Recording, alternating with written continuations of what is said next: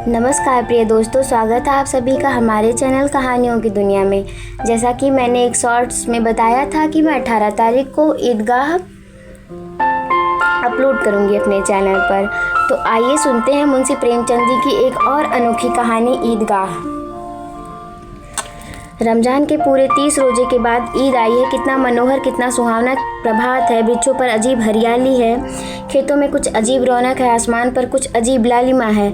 आज का सूर्य देखो कितना प्यारा, कितना शीतल है, यानी संसार को ईद की बधाई दे रहा है। गांव में कितनी हलचल है।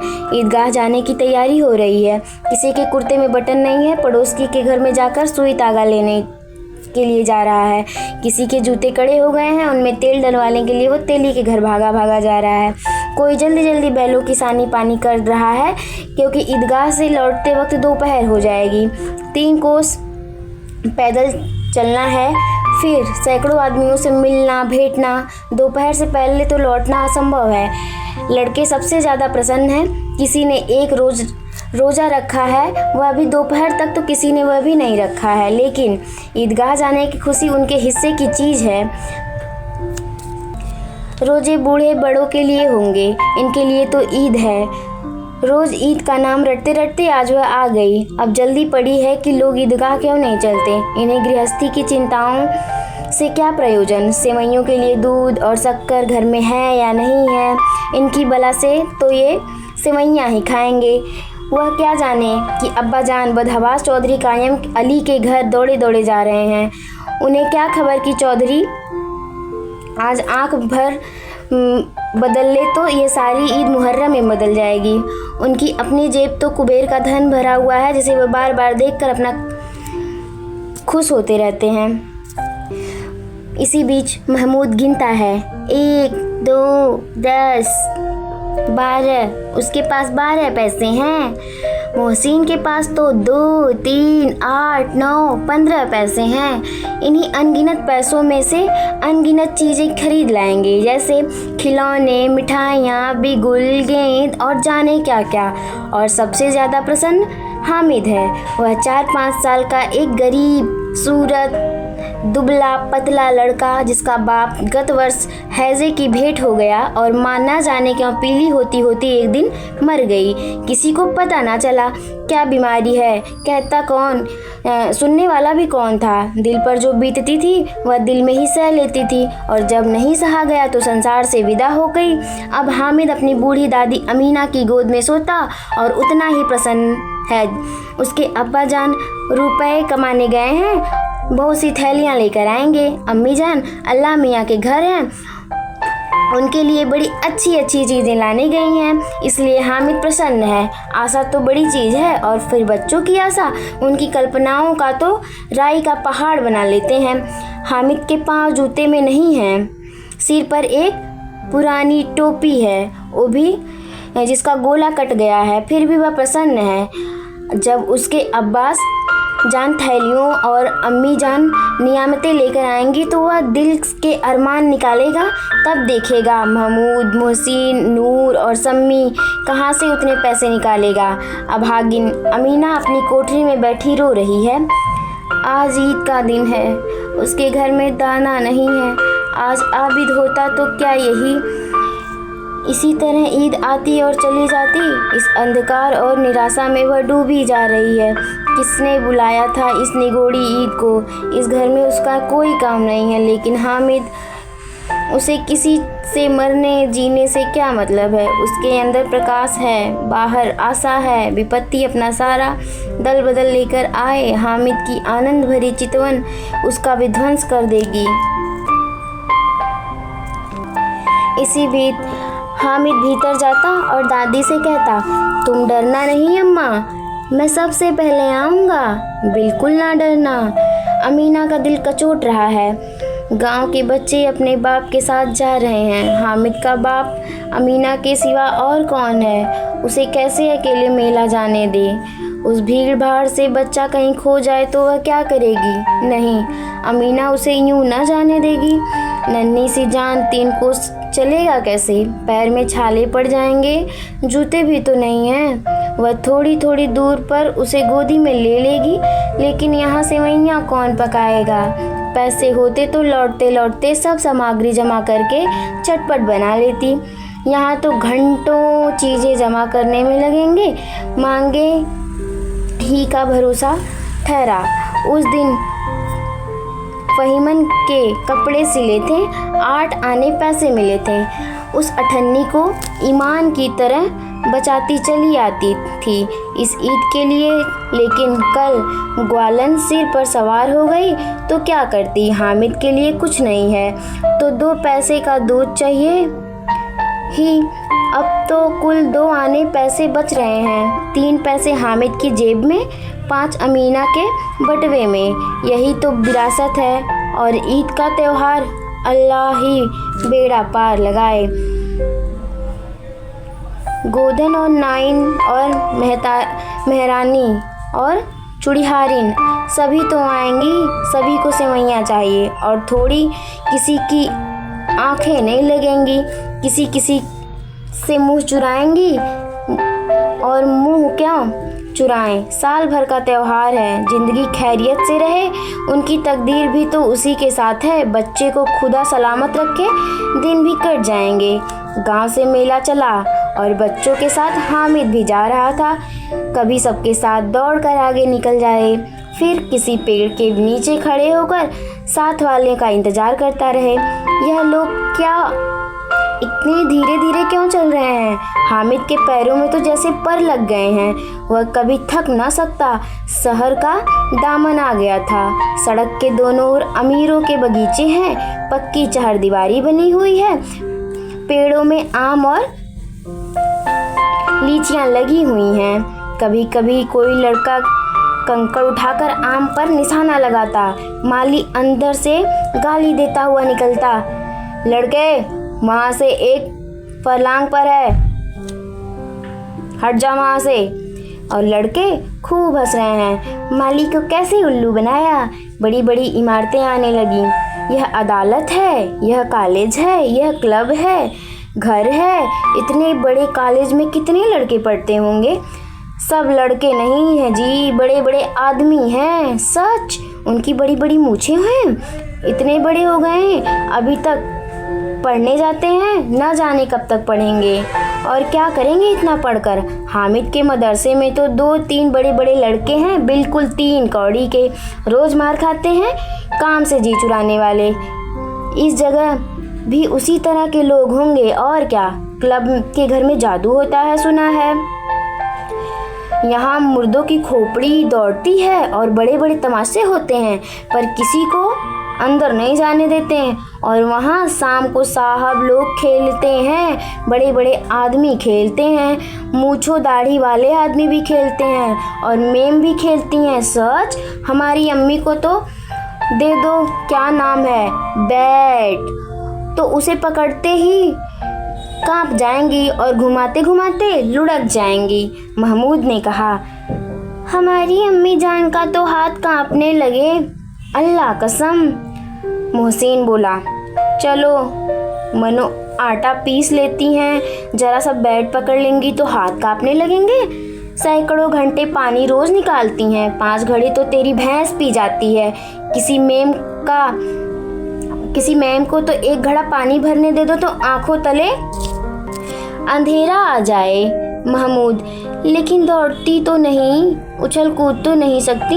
मोहसिन, हाँ उछल कूद तो नहीं सकती, लेकिन उस दिन मेरी गाय खुल गई थी और चौधरी के खेत में जा पड़ी थी। अम्मा इतना तेज दौड़ी कि मैं उन्हें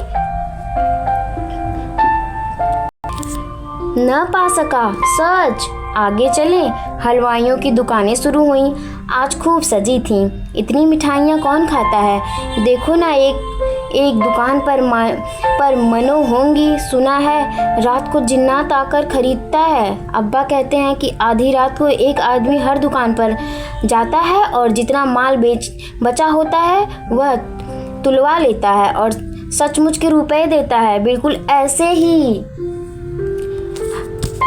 हामिद को यकीन ना आया।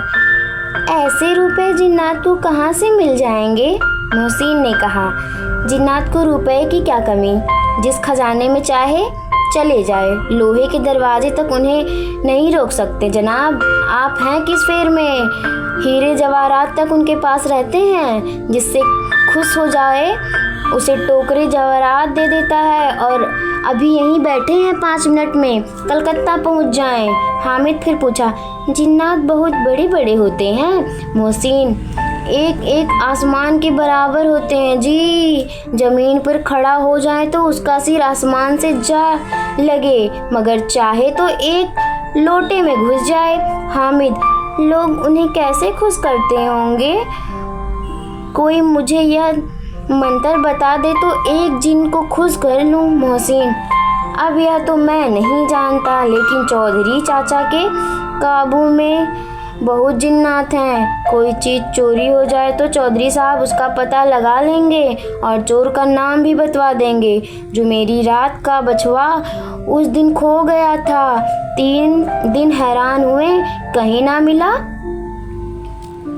तब झक मारकर चौधरी के पास गए। चौधरी ने तुरंत बता दिया, मवेशी खाने में है और वहीं मिला। जिन्नात आकर उन्हें सारे जहान की खबर दे जाते हैं। अब उनकी समझ में आ गया कि चौधरी के पास क्यों इतना धन है और क्यों इतना सम्मान है। आगे चलें, यह पुलिस लाइन है, यही सब कांस्टेबल बकायद करते हैं। रैटन फाय को रात को बेचारे घूम घूम कर पहरा देते हैं, नहीं चोरी हो जाए।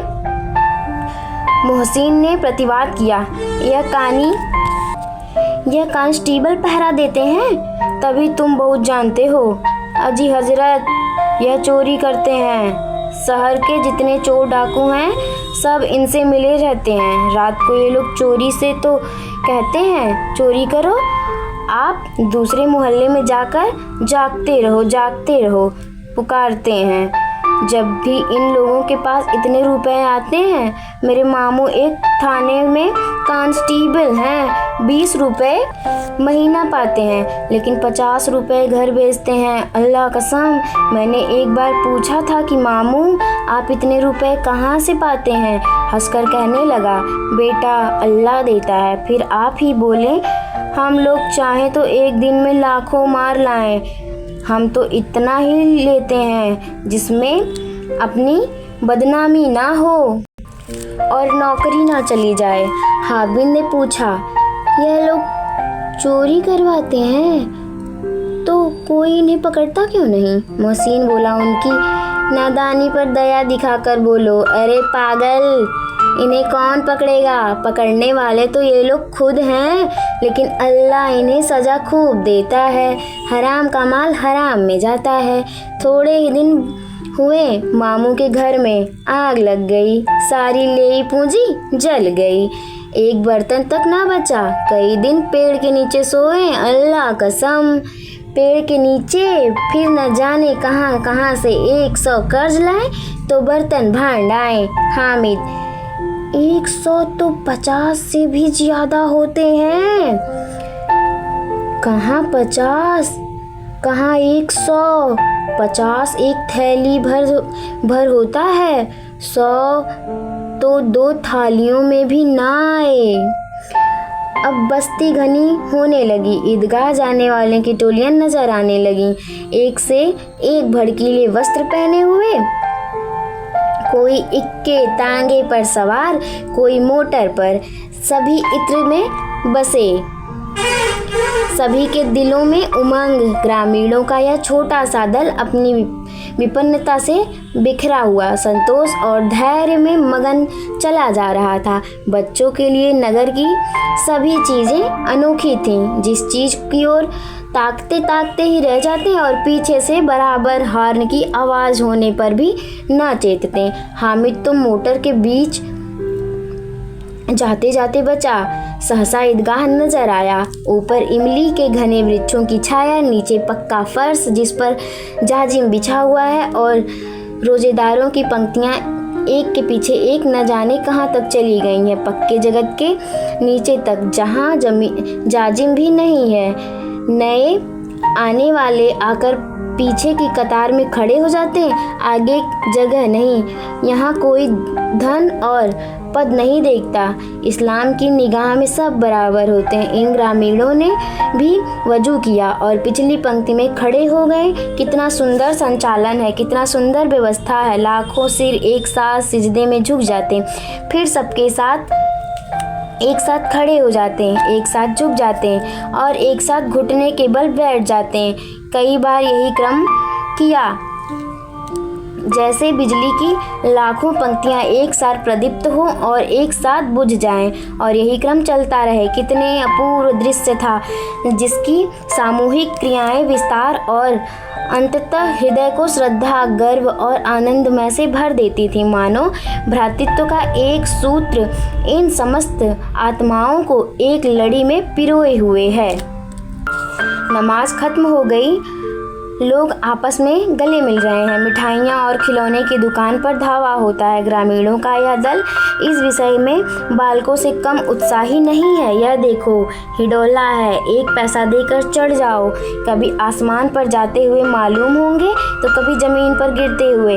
यह चीख है लड़की के हाथी, घोड़े, ऊंट छड़ों में लटके हुए हैं। 1 पैसा देकर बैठ जाओ और 25 चक्कर का मजा लो।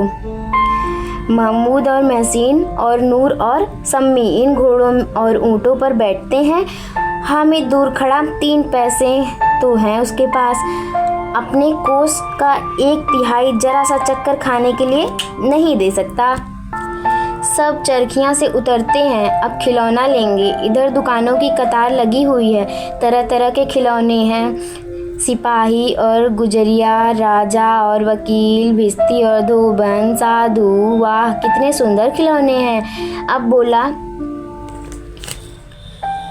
ही चाहते हैं। मामू सिपाही लेता है, खाकी वर्दी में और लाल पगड़ी वाला, कंधे पर बंदूक रखे हुए मालूम होता है अभी क्रयवाद किए चला आ रहा है। मोहसिन भी भिस्ती पसंद आया, कमर झुकी हुई है, ऊपर मशक रखे हुए है, मशक का मुंह एक हाथ से पकड़े हुए है, कितना प्रसन्न है, शायद कोई गीत गा रहा है। बस मशक के पानी उड़ेलने वाला ही चाहता है। नूरे को वकील से प्रेम है, कैसा विद्वता है। उसके मुख पर काला चोगा, नीचे सफ़ेद अचकन, अचकन के सामने की जेब में घड़ी, सुनहरी जंजीर, एक हाथ में कानून का पोथा लिए हुए। मालूम होता अभी किसी अदालत में जिरह या बहस किए चले आ रहे हैं। यह सब 2-2 पैसे के खिलौने हैं। हामिद के पास कुल 3 पैसे हैं। इतने महंगे खिलौने वह कैसे ले?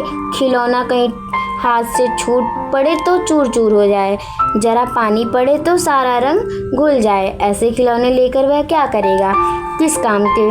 मोहसिन कहता है मेरा भिस्ती रोज पानी देगा जाएगा सांझ सवेरे। महमूद और मेरा सिपाही घर पर पहरा देगा, कोई चोर आएगा तो फौरन बंदूक से फरार कर देगा। नूर और मेरा वकील खूब मुकदमे लड़ेगा। सम्मी और मेरा धोबन रोज कपड़े धोएगी।